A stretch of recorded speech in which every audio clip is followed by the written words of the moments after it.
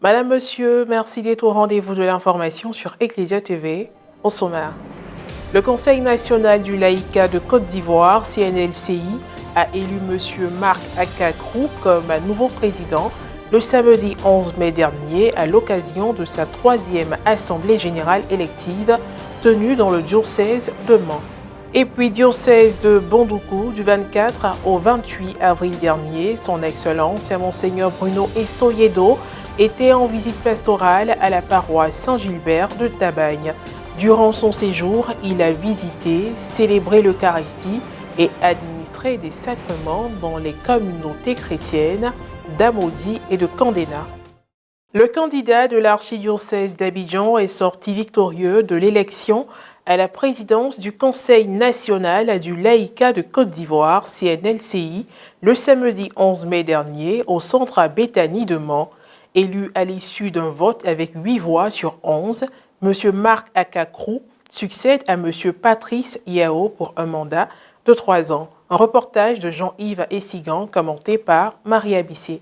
Comme prévu par les tests, les instances de direction du Conseil national du laïcat de Côte d'Ivoire ont été renouvelées lors de la 3e Assemblée générale élective du dit organe le samedi 11 mai dernier au centre Béthanie de Mans. Une journée de travail aussi marquée par l'adoption du rapport général et des recommandations. Par la suite, l'évêque de tutelle, bien qu'absent, a tenu à s'adresser à l'Assemblée présente par visioconférence.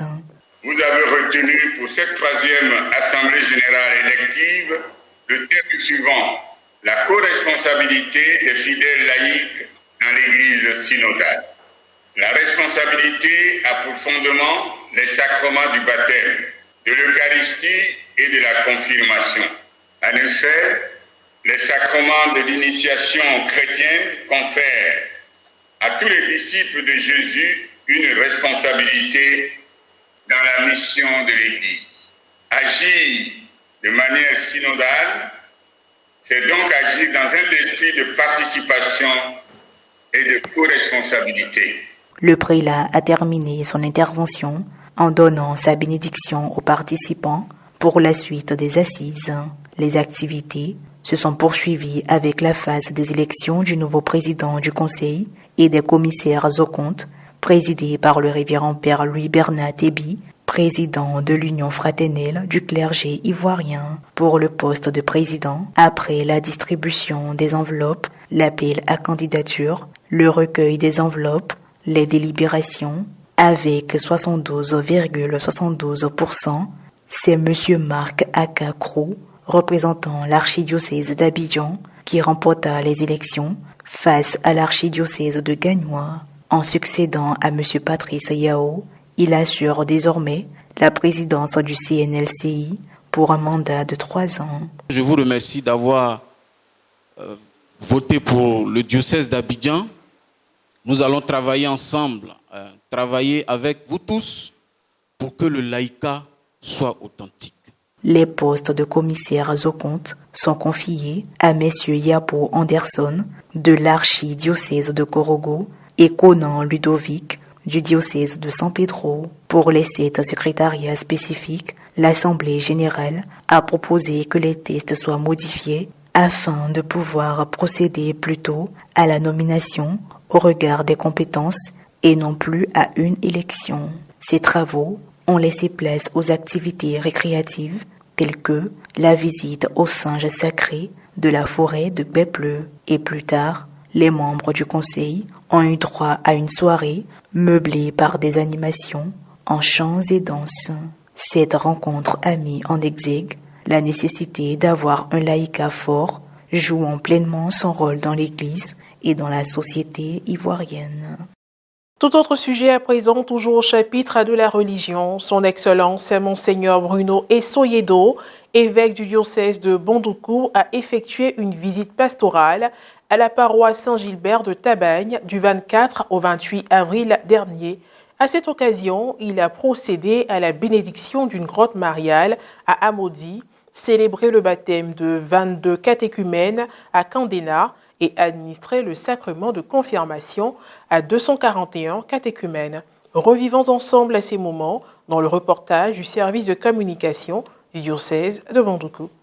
Une autre visite pastorale canonique de Monseigneur Bruno Essoyedo dans le diocèse de Bandoukou. Cette visite a eu lieu du 24 au 28 avril 2024 à la paroisse Saint-Gilbert de Tabagne, deuxième paroisse de la localité. La population est massivement sortie avec ses autorités pour accueillir l'évêque de Bandoukou dans la ferveur d'une liesse effervescente sous la houlette du son de la fanfare.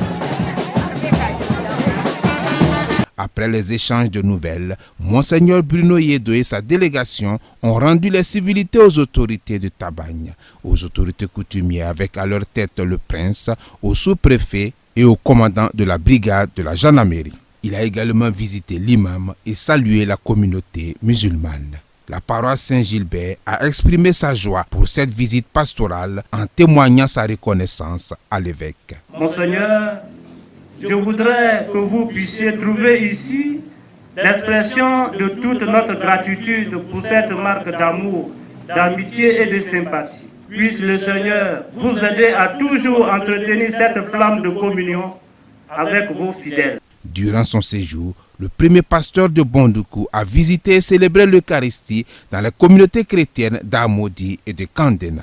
À Amodi, il a procédé à la bénédiction de la grotte mariale du village et à Kandena, il a célébré le baptême de 22 membres de la communauté. En cours de route, il a marqué des arrêts pour saluer les populations des villages de Sodji, Kwasikuma, Yaokokoroko et Amwatene. Toutes ces communautés honorées de la visite de l'ordinaire du diocèse de Bandoukou lui ont témoigné leur joie en lui réservant un accueil aimable et sympathique. Conformément à son habitude, Monseigneur Yedo a communiqué au cours d'une rencontre des recommandations pastorales aux catéchistes et aux responsables des communautés chrétiennes de la paroisse.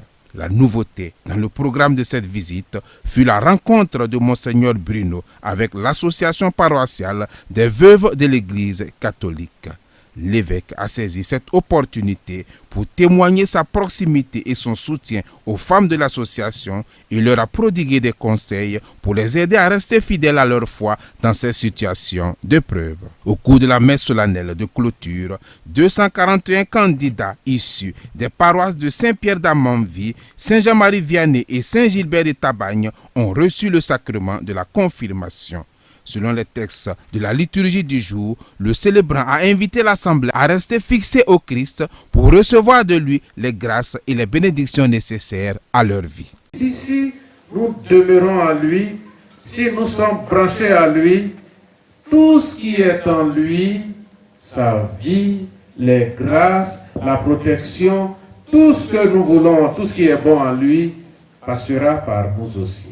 Il a également exhorté les confirmants à se mettre à l'écoute de l'Esprit Saint qui est en eux et à se laisser guider et conseiller par lui. Vous devez, en conséquence, être attentif à cet Esprit de Dieu qui vous est donné, qui habite en vous et dont vous constituez le temps.